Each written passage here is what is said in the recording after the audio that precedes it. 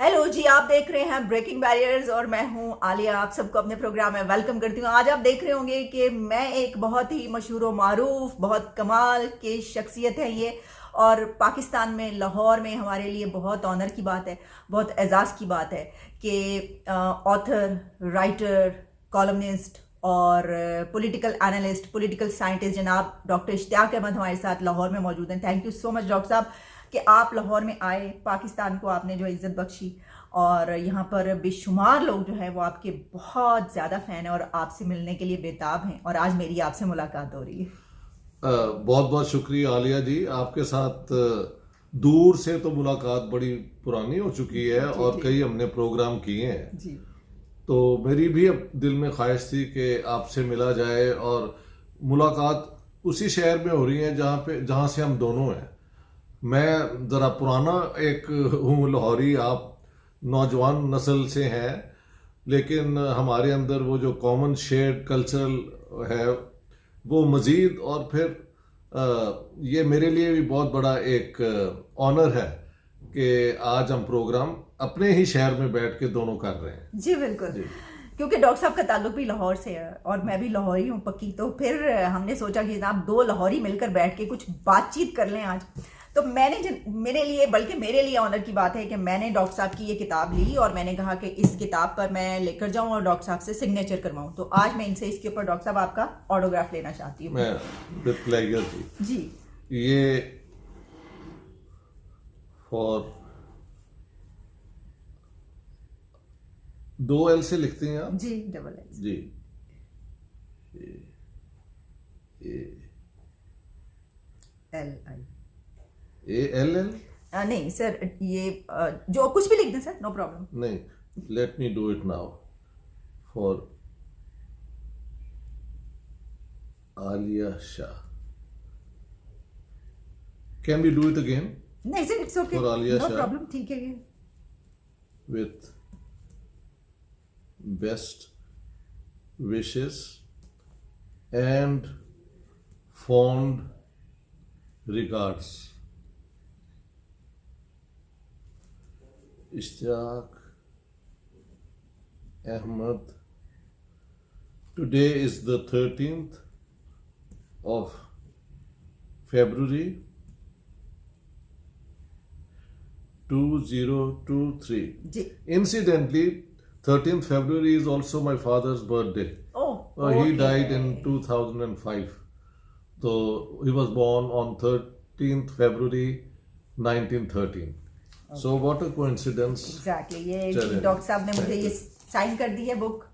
तो thank you so much doctor साहब। अच्छा जी, आज हम बात करेंगे, मैंने कहा जरा मौके से फ़ायदा उठाया जाए। तो स्वीडन में जब ये होते हैं हम बात करते ही रहते हैं, आज जब ये लाहौर में है तो हम क्यों ना कोई बात करें डॉक्टर साहब, क्योंकि आगे मार्च भी आ रहा है। ठीक है जी, 23 मार्च हम जी। बड़े जोशो जज्बे के साथ मनाते हैं और मनाना भी चाहिए, मनाते रहेंगे। लेकिन एक बात, क्योंकि हिस्ट्री पे आपसे ज़्यादा अच्छा बेहतर जवाब कौन दे सकता है, जब हम ये बात करते हैं तो इसके ऊपर बड़ी डिबेट की जाती है कि जनाब जो ये मुल्क है ये मुसलमानों के लिए बना और अलग अपना एक तशख़्ख़ुस और अलग वहाँ पे उनको एक होमलैंड चाहिए था जिसके लिए बनाया गया। तो सवाल फिर ये उठता है कि उस वक्त बड़े सगीर में यानी हिंदुस्तान में उस वक्त तो इतनी बड़ी तादाद जो मुसलमानों की थी वो तो वहीं पर रह गई। तो जब ये हुआ तो मिस्टर जिन्ना ने और बाकी जो लीडर्स थे तो उनको तो ये करना चाहिए था कि तमाम मुसलमानों का एक मुल्क हो जाए, अगर सिर्फ मुसलमानों के लिए एक अलग मुल्क बना और बाकी जो है हिंदू जो है वो वहां पर रह जाएं या जो भी और वो है। जी। ऐसा क्यों नहीं हुआ या क्यों नहीं सोचा गया? ये क्या अजीब सी एक बात ये कही जाती है। ये आपने जो सवाल उठाया ये बहुत बड़ा सवाल है, और मैं बहुत खुश हूँ कि आपने उठाया और ये सवाल लाहौर में उठाया जा रहा है, क्योंकि 23 मार्च वाला लाहौर रेजोल्यूशन यहाँ पे हुआ और उसके बाद पार्टीशन की बात हुई। तो मसला ये था कि ये 1000 साल पुरानी जो मुसलमानों की कम्युनिटी यहाँ बन चुकी थी, जब मुसलमान यहाँ पे हुकूमत करते रहे हैं 700 साल, तब तो इन्होंने मुसलमानों के लिए कोई अलग मुल्क नहीं बनाया।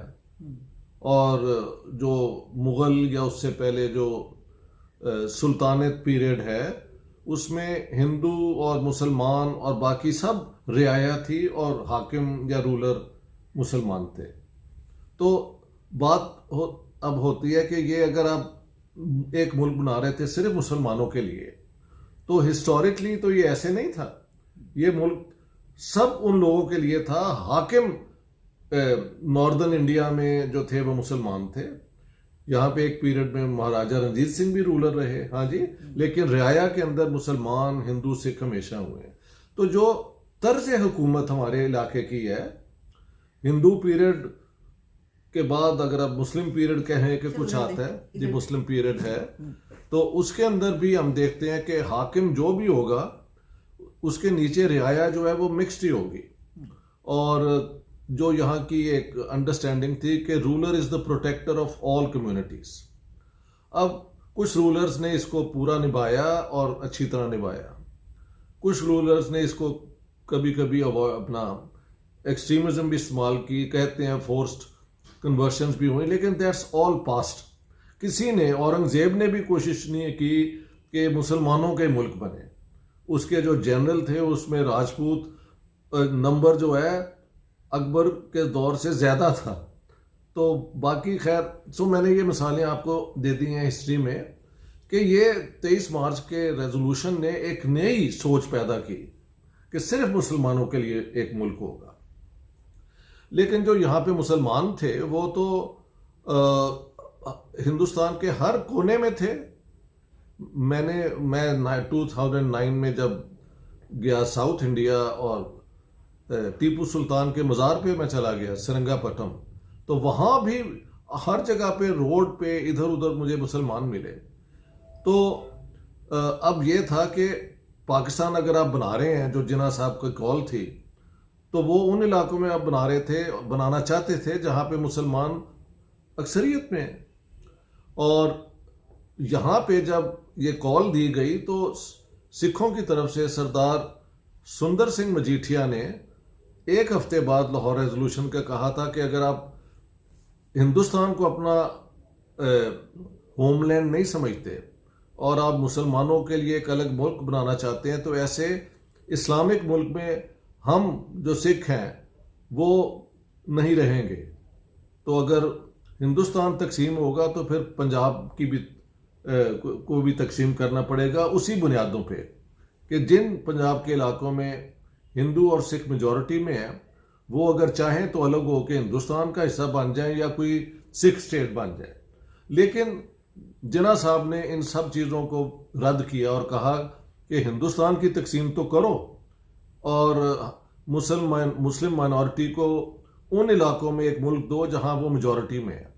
लेकिन जब वहां के नॉन मुस्लिम्स ने ये कहा कि अगर आप हिंदुस्तान को तोड़ रहे हैं मजहब की बुनियाद पे, तो फिर पंजाब और बंगाल को भी तोड़ना पड़ेगा मजहब की बुनियाद पे। ये जिन्ना साहब बिल्कुल नहीं मान रहे थे। मैं एक एग्जांपल दे दूं, 1944 में जो महात्मा गांधी थे वो बाकी कांग्रेस लीडर्स की तरह उन्हें जेल में रखा गया था after the quit India movement. वो क्विट इंडिया मूवमेंट 42 अगस्त में शुरू हुई थी कि अंग्रेज़ों निकल जाओ इस मुल्क में और हमें आज़ाद कर दो। तो फिर इन सबको अरेस्ट कर लिया गया। लेकिन लॉर्ड वेवल जो थे, second last viceroy of India, उन्होंने भेजा, रिलीज किया गांधी जी को कि आप कायदे आज़म को मिलें और कोशिश करें कि आप कोई ऐसा फार्मूला अग्री कर जाए कि हिंदुस्तान किसी तरीके से एक मुल्क रहे और आप दोनों की ख्वाहिशात भी पूरी हो जाएं। हाँ जी।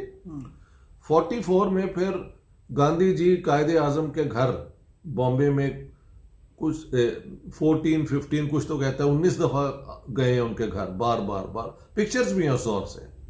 लेकिन अग्रीमेंट कुछ नहीं हुई।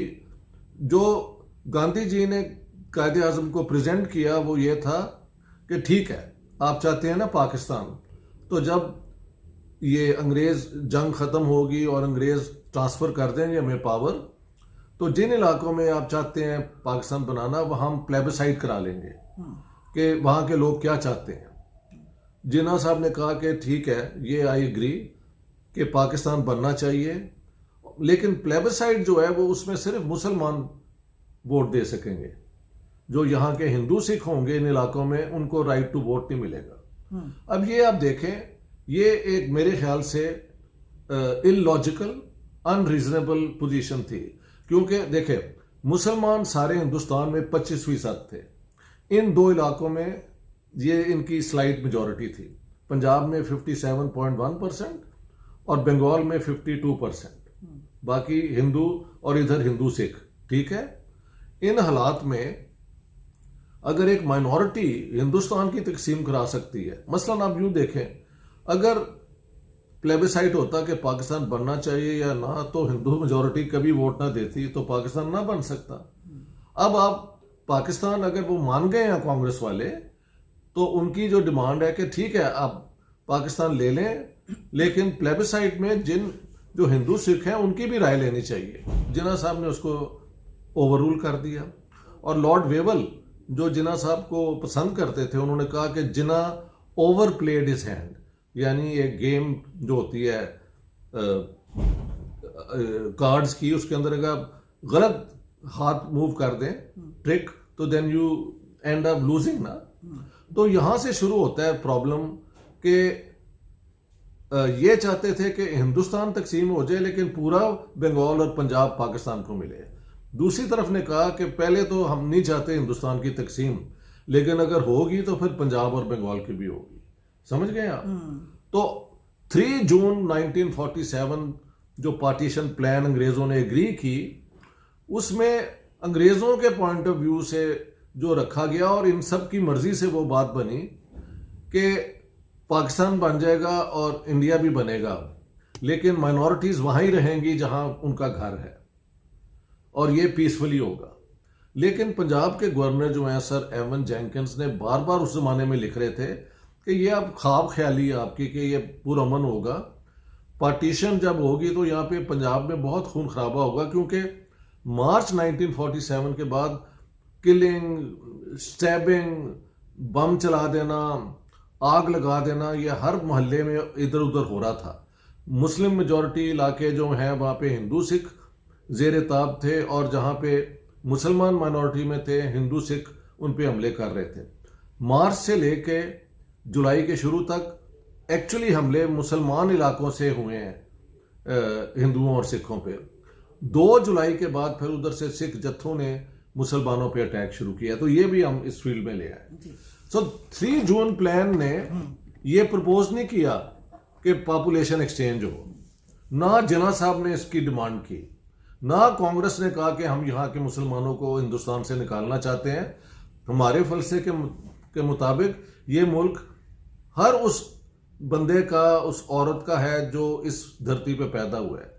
तो मुस्लिम हो, हिंदू हो, सिख हो, दे आर ऑल इंडियंस।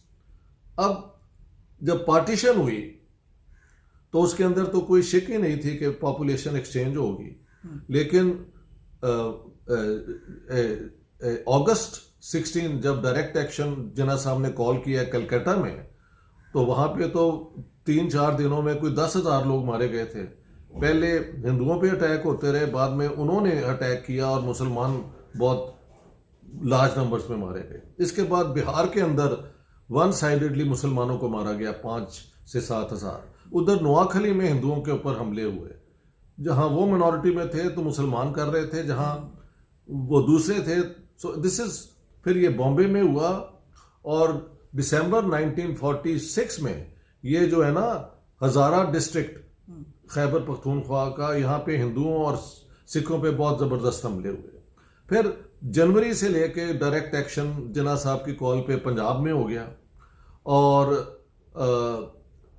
4 मार्च को पहली गोली चली, ये गोल बाग जो नासिर बाग है ना, जी जी, इसमें गवर्नमेंट कॉलेज के पास हिंदू सिख स्टूडेंट्स प्रोटेस्ट कर रहे थे कि हम पाकिस्तान नहीं बनने देंगे। तो जो थे पतरस बुखारी प्रिंसिपल, उन्होंने पुलिस बुला ली, पुलिस ने गोली चला दी। उसके बाद लाहौर के अंदर यही कत्लेआम शुरू हो गया।